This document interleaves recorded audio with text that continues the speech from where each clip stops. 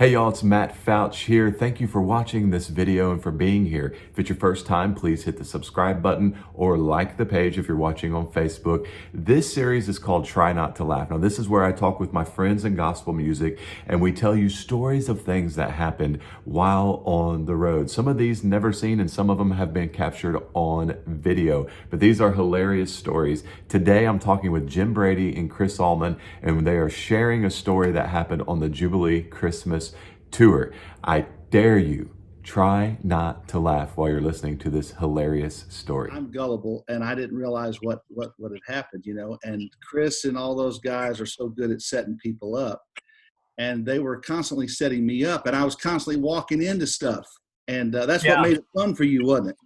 Yeah, well, you're an easy target. I guess so, because I don't really get them back, and so I'm an easy target for them to laugh at. That's what it is, because there's never any payback. So Well, you're the man. You guys just sit back and laugh at me. So, long story, we're doing this. We're doing a video for the Christmas Jubilee tour, and we were getting ready to kick off a tour, and so we were going to film the concert and kick off the tour. We were filming. Was it for TBN? I think, Chris.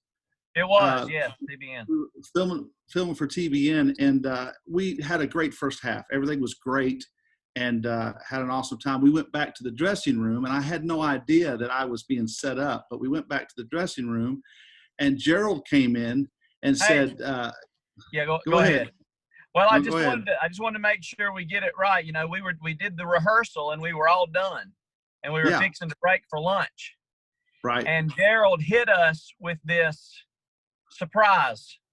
Now, all of the guys, we didn't know it was coming, and he said, "Okay, here's something off the cuff. At the end of the show, we're going to go down the line, and I want every single one of you to share your very favorite Christmas memory." Right. And when he said that, my blood ran immediately cold, because I'm like, get up and see what Santa had. Did it every year, same thing, Well, what did he bring us? And I'm like, I have nothing.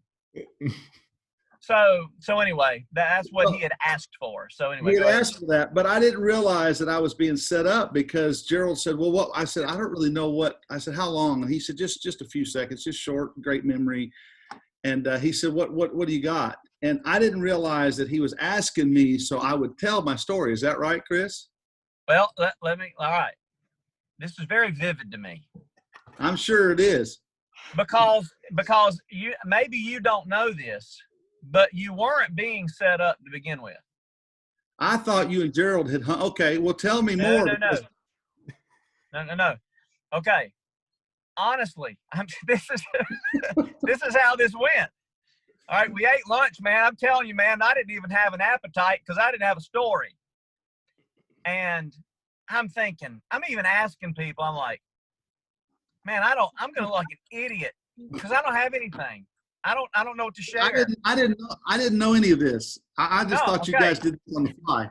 No. So I'm sitting in the dressing room, and that's what's on my brain, man. I am nervous. I don't get nervous a lot, but I'm nervous because I'm like, he's gonna say, "Okay, Chris, share your favorite," and I'm on TV, and I'm like, so you come in, And you were the first one to go. I was the first one in line. Start on the itinerary. That's right. So I was going to be the first to share my story. So I'm sitting in the dressing room, and Jim, you walk in, and you're kind of nervous because you're like, man, I hope I've got the right. Yeah. Go ahead. Trying to figure out what to tell. Yeah, I'm like, I hope I've got a good story here. I don't know. I said, man, what do you got? So Jim Brady commences to share with me this beautiful Christmas memory in 4K HD. I mean, the details were just, I start watering it in the mouth, man, because I'm like, that's a great memory. I wish that were my memory. So you tell me that, and immediately I'm like, man, I've got to tell that story. That has got to be my memory. knowing that I'm going to be the first one. So at that point, Jim, I went to Gerald and told him my idea. Okay. And I'm like, man, you know, I got kind of something I can say if you don't think it's a good deal, because I don't want to blow the video with a, you know. I said, so I'm going to watch you, man. And whenever you point at me, if you don't give me the signal, I'm not going to do it. Because I didn't want to. So, Jim, tell your memory.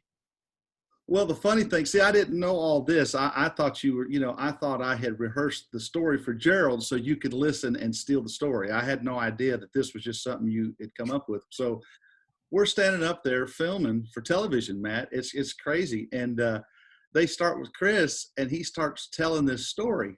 And I'm thinking in my mind, well, that's my story. There's no way it's just like that to him. I mean, he's telling it. I mean, but then you're like, my dad was an evangelist, and you're going on. I'm thinking your dad was a pastor, right? But go back to the dressing room. I'm sitting on the sofa, and I'm like, Jim, share with me your story. So share with the good people what your story was. I didn't know you were memorizing the story. Well, but go ahead and share with everybody. I want to hear it again. It's great. Well, okay. My story was basically when we were kids. We had a family in our church that was actually a church across town that had given their Christmas to a missionary that came through right before Christmas. And so they weren't celebrating Christmas. And my dad called them up on the phone on Christmas Day and found out they weren't celebrating. And he said, well, what are y'all doing? They said, well, we're just home and enjoying the family. He said, why don't you come over to our place? We have plenty of food, and we'll just have another Christmas dinner with you all. And so when they started over to our house, we realized we can't go out and shop and buy them gifts. They're not celebrating, but we wanted to give them a Christmas that they would remember.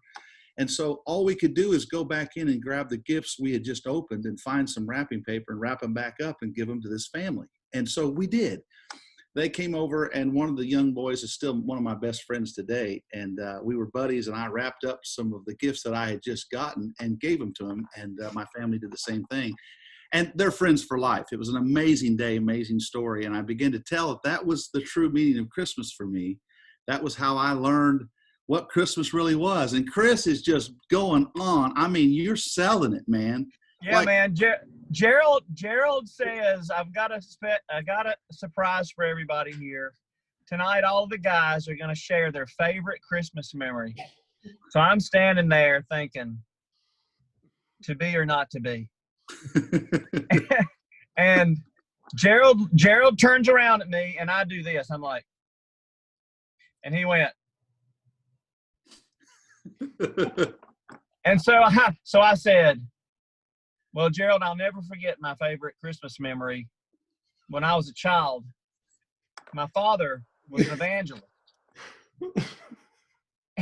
And there was a friend in our home church, and their family, they weren't celebrating Christmas.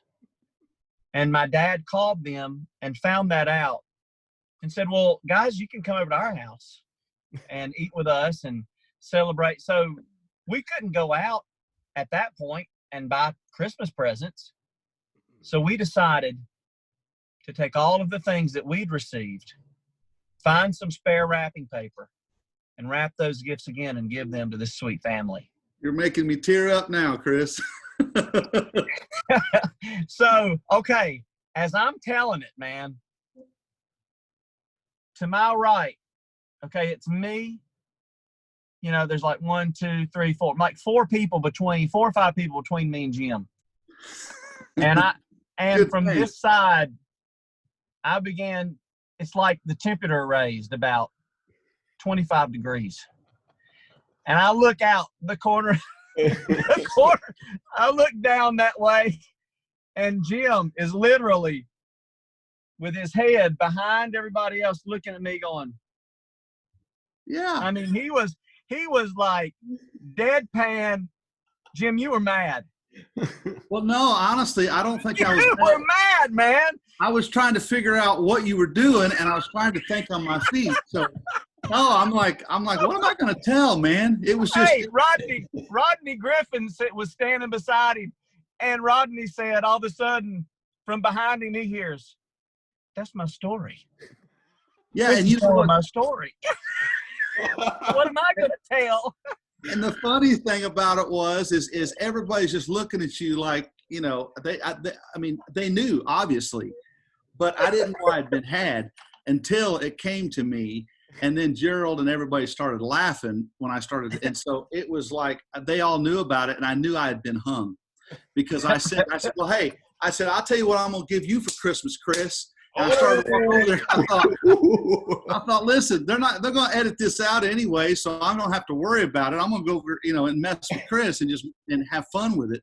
And they didn't edit it out. It stayed in the video. It's crazy, man. You did the perfect thing. What's that? You did the perfect thing by just stepping up and just calling me out, man. I mean, that was the best thing. And it just, at that point, the crowd just rolled, man. Because until then, they didn't know. I said, let me tell you, let me tell you folks what kind of guys I travel with. Chris Allman stole my story, and Scott Fowler and Gerald Wolf are sitting here laughing. They knew about it.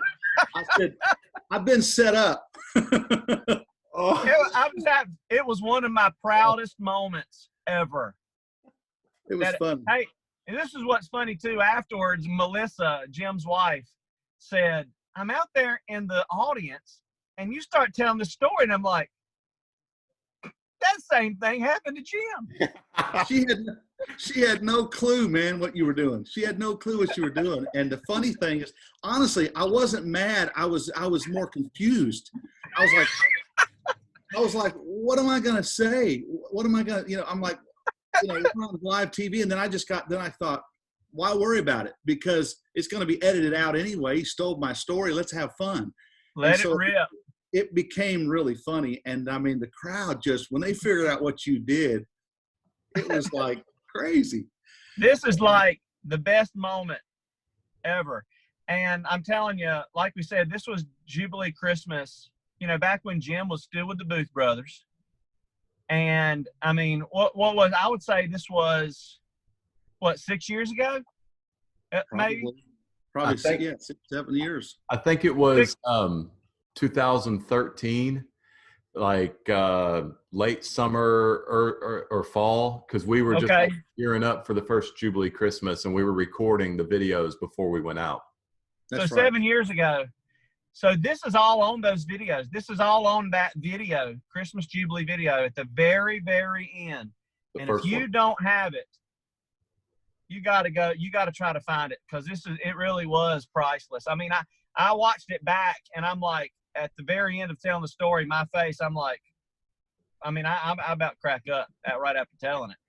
Well, you know what? It's all on there, and they didn't edit any of that out, did they, Chris? They left it all on there, and it was, it turned out to be super funny. And the funny thing for me was, once I saw Gerald Wolf fall on the floor laughing, and Scott Fowler, you know, going, I thought, these guys have all set me up, and they're having a blast. They had more fun than the audience did, because they knew what was coming. And that's right. It was crazy, man. It was funny. Chris, I got to give it to you. It was funny. And honestly, I wasn't mad at you as much as I was confused. I thought, what is he doing?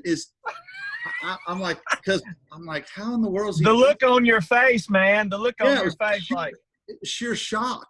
It was like, I thought, what's he doing, and how's he pull this? And he's lying. Oh, it's nice. He's lying. I can't believe you. Yo, okay, so I think that those videos are out of print. Like, I don't believe they're making anymore. So, you know, if you're watching and you want one, you can contact one of us, and we can see if we can find you one. I don't know. Or you can go on eBay or contact Legacy 5 or Greater Vision. There may be some left somewhere, but I'm sure Gerald Wolf's got some somewhere. Yeah, I'm gonna call him right after this video and say, pull out the videos. Yeah. if he gets enough requests, he'll reprint the thing. So yeah. Hey, by popular demand.